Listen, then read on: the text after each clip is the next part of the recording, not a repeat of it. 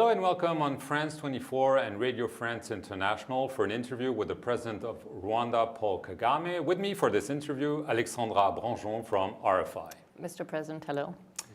Mr. President, you welcome, I quote you, as an important step, a recent report by French historians. It was commissioned by the French President, Emmanuel Macron, and the report concludes that France had, I quote, an overwhelming responsibility in the 1994 genocide against the Tutsi. The French president is scheduled to visit Rwanda in a few days. Is this a watershed moment in the relationship? Are we on the brink of full normalization between France and Rwanda? To begin with all we said, I think this is a big step forward that is welcome by Rwanda and I guess by many in France, that we can have these facts, the truth established by independent people, by independent commissions, because there is a report by Declared and another commission on our side by Muse. There is a convergence as to the facts and evidence for what happened, that many people, or really not many, but at least made a lot of noise, disputed the facts and evidence. So now we can move forward on that basis that we have established facts and evidence of what happened. And this is like history being put to bear on the judgment of the truth. And I think that helps people to move forward and do the most important thing of how people relate, countries relate. And I think France and Rwanda have a chance now and a good basis on which to create a good relationship, as the case should have been. Then the rest we can leave it behind us. Maybe not forget it, but forgive it and be able to move forward. I think that's the most important thing. So I think we are really moving very well forward. Mr. President, you talk about moving forward, convergence of facts. Now, this report concluded that France bears an overwhelming responsibility, but it does not conclude that France was complicit. Do you agree with that? Do you agree with that conclusion? I agree with many things that the two reports established. And there is convergence between the two reports. The report by our side and the report by France. There are differences that are important, but they do not erase the most important work that has been done of establishing the truth to a great extent. And I'm really not the one to make the conclusion. If in a report left some things not concluded, I'm not the one to make a judgment to say they should have said it like that, because these were independent reports. And I think more work can still be done moving forward. But the most important thing has been covered, and that is when you talk about the overwhelming responsibility, that is loaded. It's huge. It means a lot. So it's not up to me to conclude and say this is what they should have said or this is what it is. But it is something I can accommodate and say, okay, let's go with the most important thing that has been established by both. That overwhelming responsibility. How to technically or legally interpret it is not really my intention or business. You say accommodate, but less than 10 years ago in an interview in 2014, you said France was not only complicit, but actively participated in the execution of the genocide. So what has changed between now and then? Well, as we were saying, we are talking about the reports established or written by different commissions from different places. And for me, I'm entitled to my own opinion because I also lived this situation. I was in it, and so I said what I said. I may even believe what I said at that time, even now, but we are talking about independent commissions that went into whatever they did. Whether they, and the fact that you say they didn't come to a conclusion one way or the other, well, that's their problem. It's not mine. And for me, I was speaking as a person who experienced the different things and who was in the situation, who saw, who heard, who interacted with many instances and people. So, but I wasn't making a report. I was just free, as a free person, describing and defining what I thought the matter was. Right. So I'm really not going to be prejudging things. I'm not that person. Right. The United States, United Nations, Belgium, the former colonial power, have all formally apologized for what they did or didn't do back in 1994. France hasn't done so. Would you like France to do so as a gesture of goodwill to build this new relationship that you're describing? All that matter is upon France to decide what they think is best for them.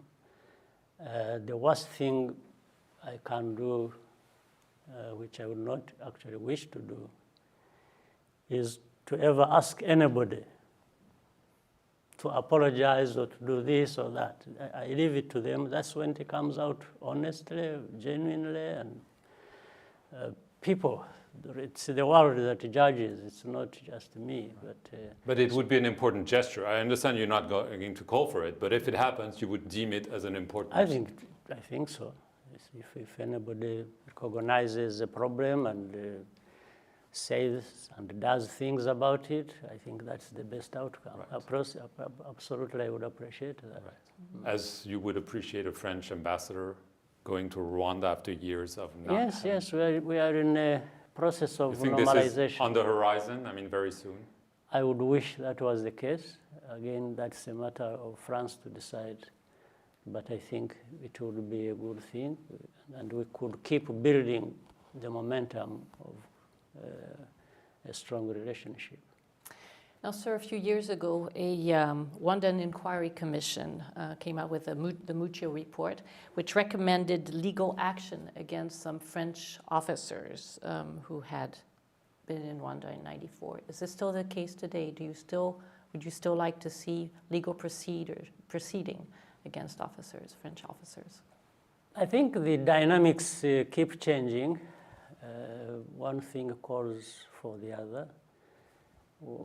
What is constant here, there is always going to be reciprocity. If someone extends a hand to you, you extend yours. If one doesn't, you don't. I think what is happening today, remember that Muccio Commission recommended that on the basis that actually there was an activity here in France aimed at indicting our officials or officers of the military. So it was more or less in response to that. I'm not talking about whether that should have been the case even before, but I'm saying on the basis that there was this effort from France to indict our officials, and the commission had been underway to establish the truth. They also came up with this response of actually saying, no, it's not Rwandans who are responsible for this. It's actually these of individuals in France who are responsible.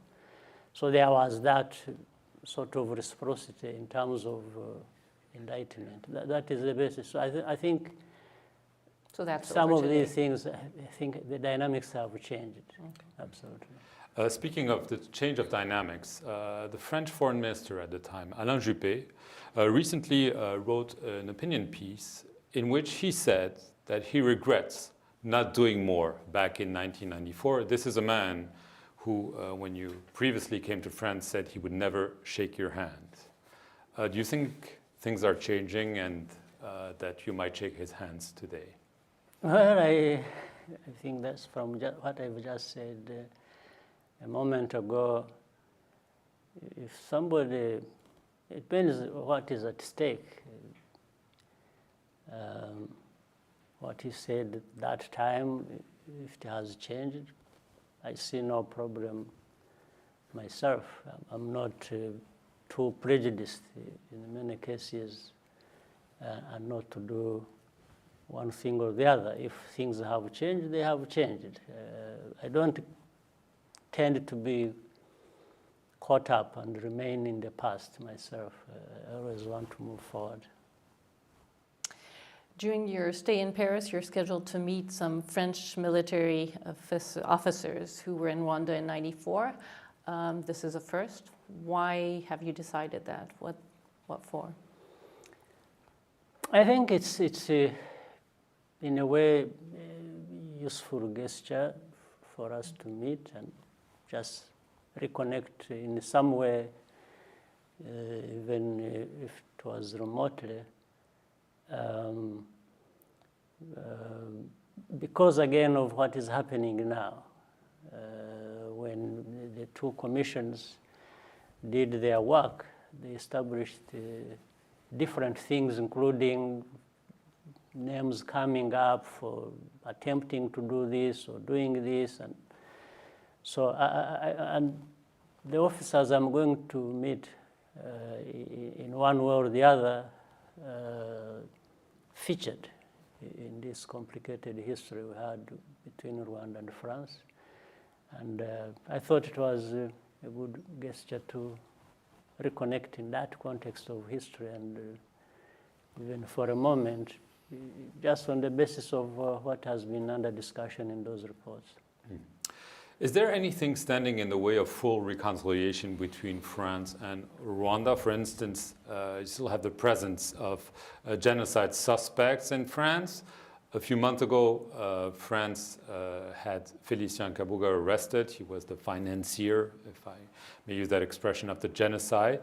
Does this signal in your eyes that France is really finally willing to go after the so-called génocidaires on its soil?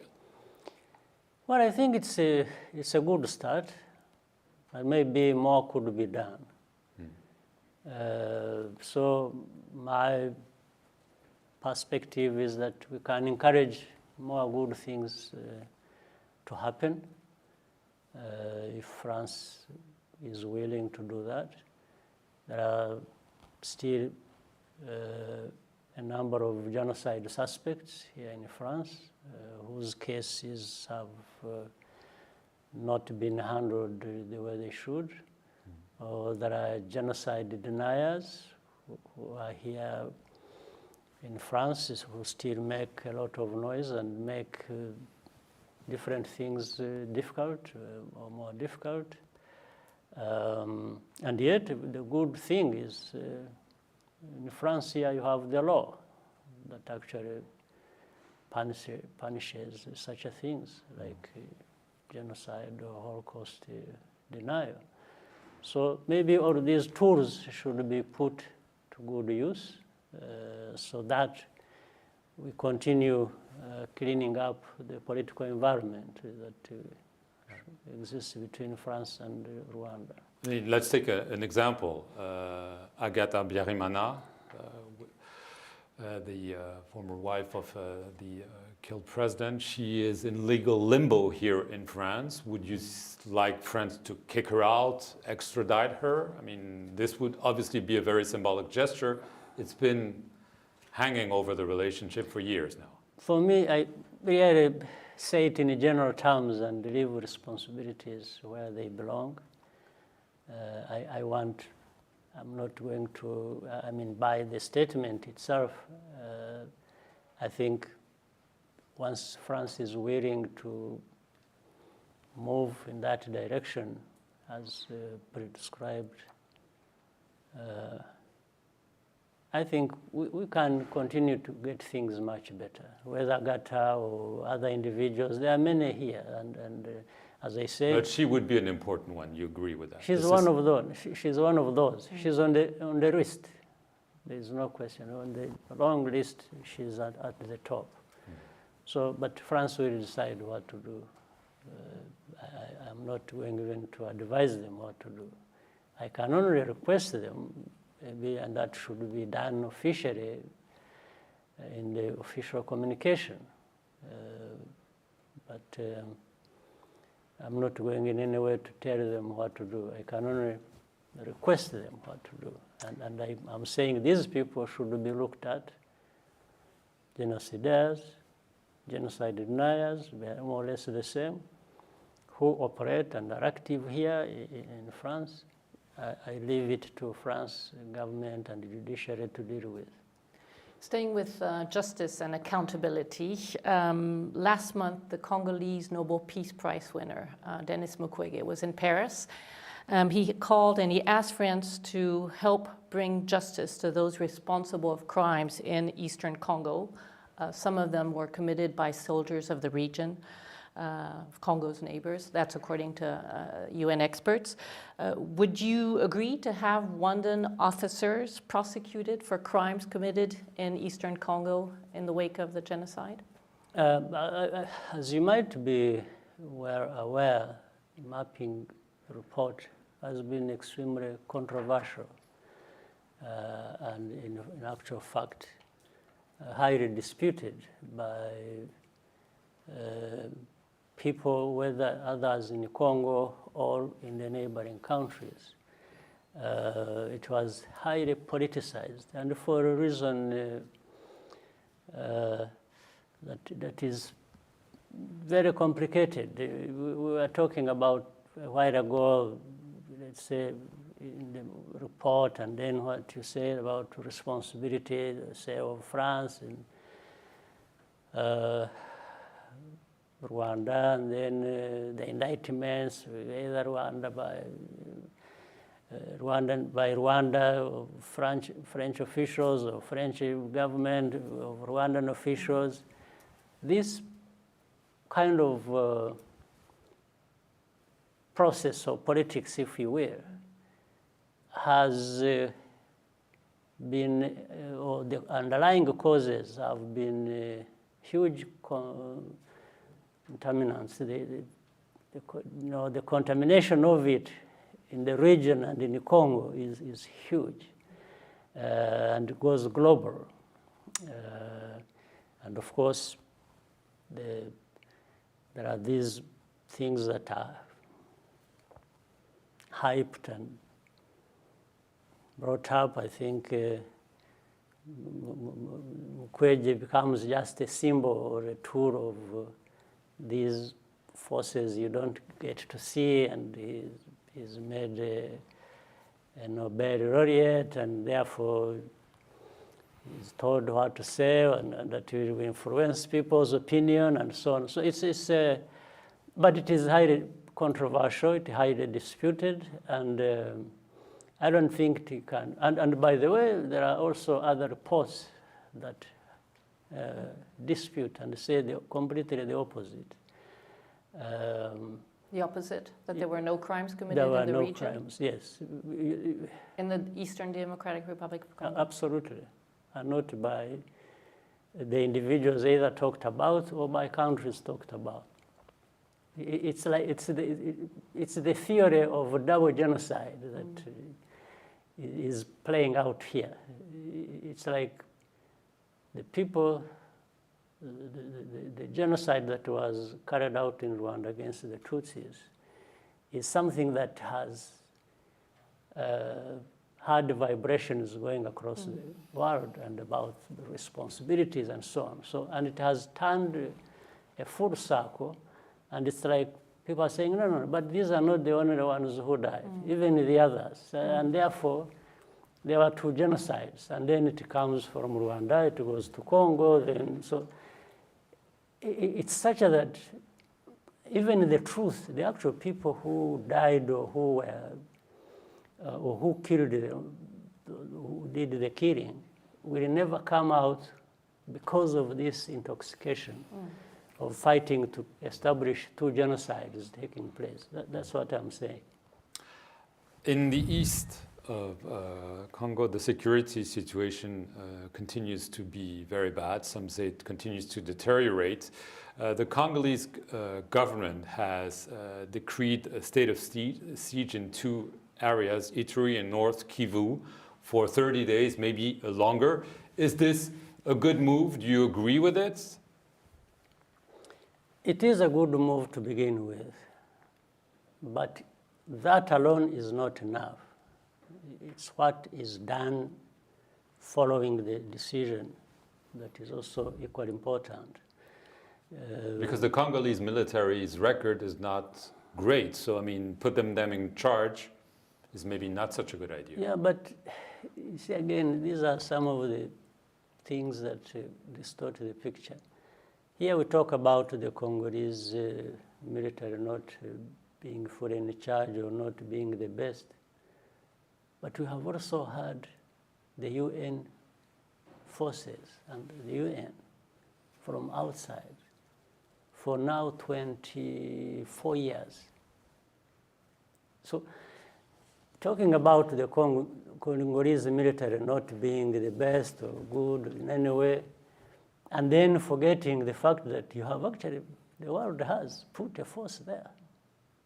Not only, and that force that has been put there for the last 24 years spend 1.5 billion US dollars. So you calculate how much. Surely those people who do that need to be saying, well, this has been the outcome. You know, we got value for our money this way. Nothing to show for it. So this again, and it is the whole background of that situation in the region, Congo, what we have just talked about, this happened, but there are still these responsibilities of the world that are kept, you know, silent or put underground. And nobody says, yeah, but what have you been there for 24 years? You went there to solve a problem. What happened? It's a failure? I think it's a big, big failure. It's an understatement to say it's a failure. So our region has seen many overlapping complex issues and problems, and which the whole world just prefers to give a remedy like that of, you know, naming somebody, you know. So like Mukwege has been given a Nobel laureate probably to bring solve problems of Congo, but we are still stuck whether with him or with the UN force, with everybody. And then once people have come to such a failure, they just find it easy and as if it's like, and then they pick up some individual, this one did this one did that. No, but there is this so much that has been put here to address the problem, and we still have the problem. So I think the state of emergency, for me, it was like saying, there is a big problem here. Let's take measures that give us a good start to deal with it. This is why I'm saying it's one thing to establish the state of emergency. For me, I would do that if I were. But I would follow it up also with a well thought out, planned actions to actually deal with in concrete terms, not to come and run over things again and then after 5 years you still have the same problem or even a much bigger problem. That's what has been happening in the whole region, not just Congo or Congo, of course, having a bigger share of the problem. But yeah, to your question, I think it is a good move, but you still have to do more. It asks us to do more. Now, talking about doing more, your country and Congo seem to have better relationships since President Tshisekedi was elected. You've both agreed to reinforce security at the borders between the two countries to tackle rebel groups that are operating in that region. How far are you in these talks? Are you talking about joint military operations, for instance? We are still talking about it. First is to identify the problem itself, how far does it go, and then plan how to move forward, which are the most important steps to be taken first, so we are still having a good discussion. But the most important thing here is at least there is that environment where we can talk to each other, which was lacking before. And then always people working together, they will find a solution. It's when people don't work together that they will, and that has characterized the past as we have seen it. But joint military operations could be envisaged. That is, I guess that would not be out of the question. But it always depends on the situation at hand and what people see. Mm-hmm. Always the two sides will talk and see if that is going to work, what are the costs, or what are the benefits, and a decision can be made. I think here people need to be flexible. Because, UN experts are saying that Rwandan troops are already intervening in the DRC and already conducting operations. Is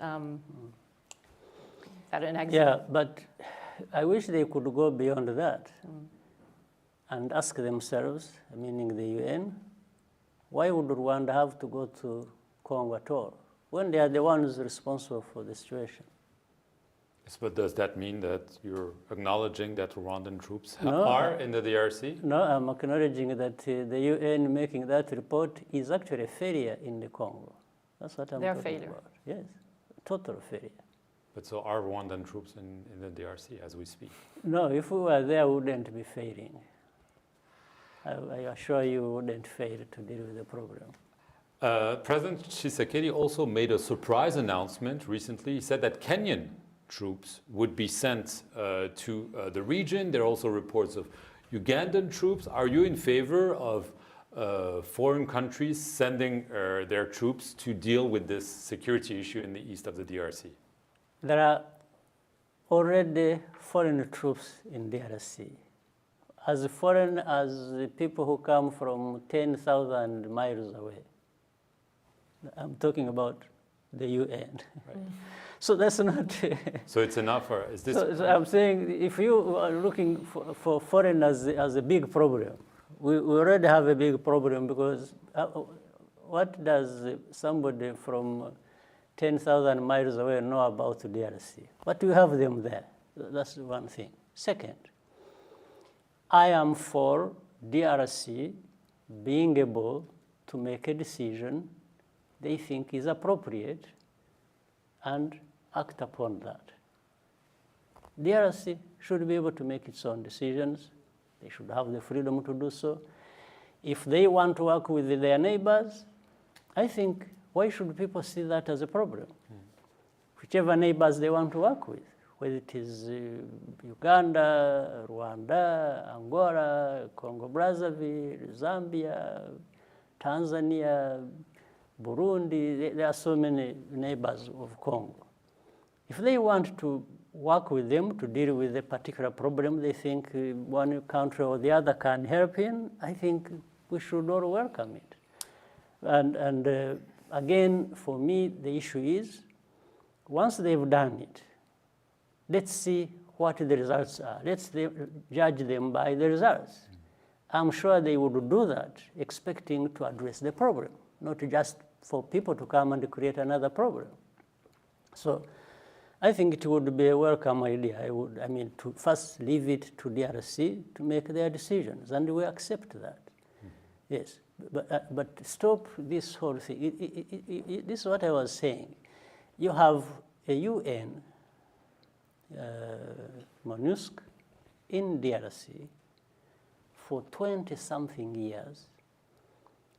You have troops from different countries, from Asia, from Latin America, from Africa, they are there.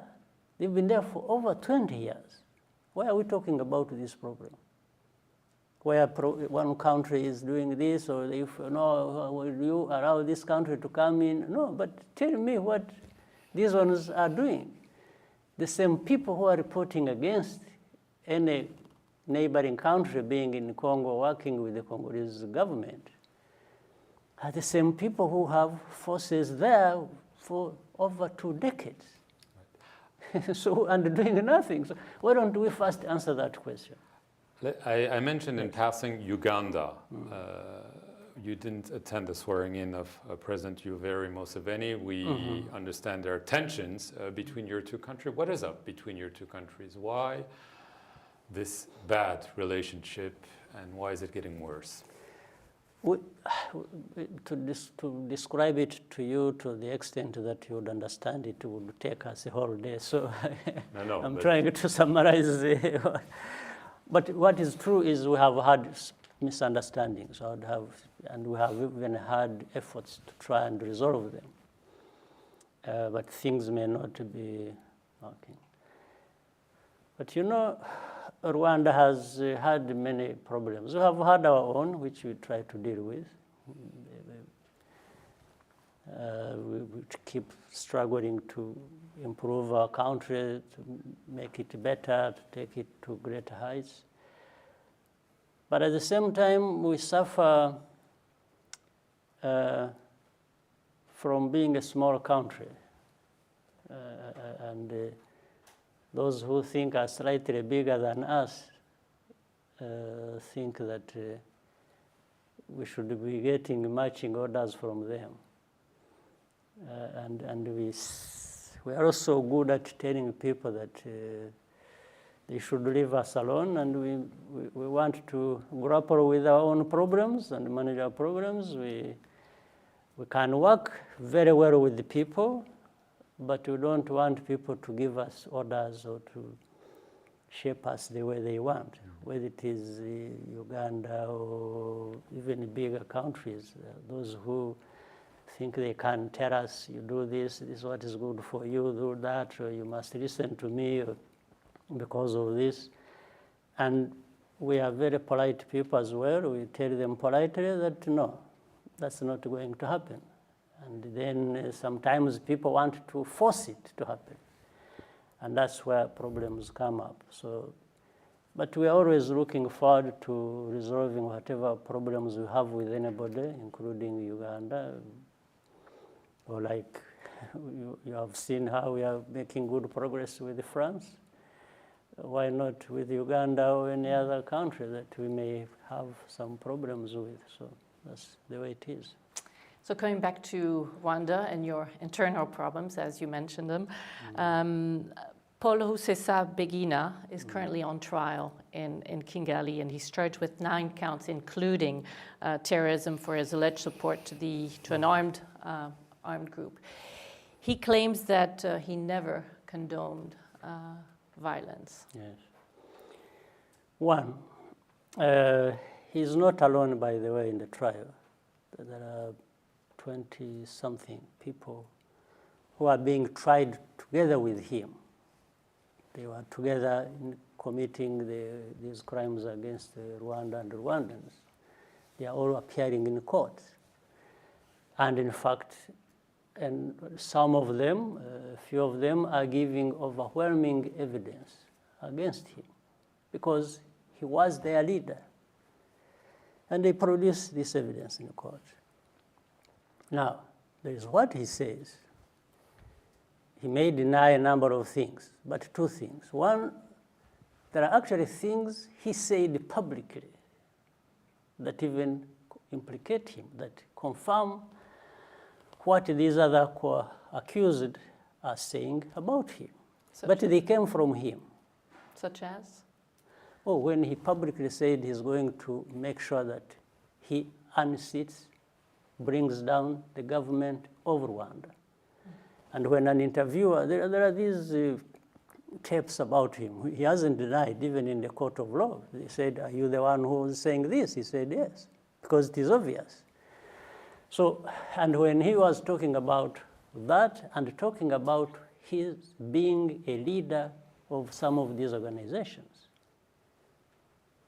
So how does really one, how do you say, this man is innocent? And in any case, let's assume he's innocent. What is the problem with him becoming innocent in the court of law? The court of law will decide on this. So I don't see why people make a lot of noise. He's in the court of law. He's not just being, hidden somewhere under arrest. He's in the court of law, like many others. Yes.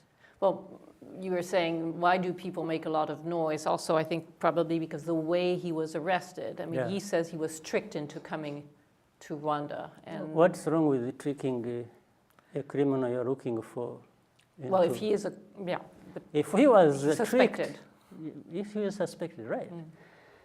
If he is suspected and is tricked into availing himself. Now, the next step is, when you get him, where do you put him? If it is in the court of law, I think that's okay. Well, the US, the EU, others have expressed their concerns about him getting a fair trial. When they say this, they suspect that this is actually not the case because of the way he was tricked and because they don't think he will get a fair trial. I mean, you have to be concerned when you hear this. Sure. Well, the US, I don't know. I think what we are calling the US or EU is just what his wife or his daughter are saying or doing, and they go tell people all kinds of lies. Well, the governments make their own judgments as well, I mean, when they say this. So when they said what? Because I don't even understand. They're calling for a fair and transparent trial, which means they suspect he's not getting one. I am calling for fair trial against him myself. So it's not UK or US or European Union. No. I want to see a fair trial myself. Why do you think being fair belongs to Europe or US or anybody else, not to us? Why? This is how people, you see, end up being caught up in some of these useless things, and they end up being racist. It's like the only thing to be fair in Rwanda or in Africa, it has to be supervised by Europe or US or some other place. No, absolutely not. I am for fair trial myself.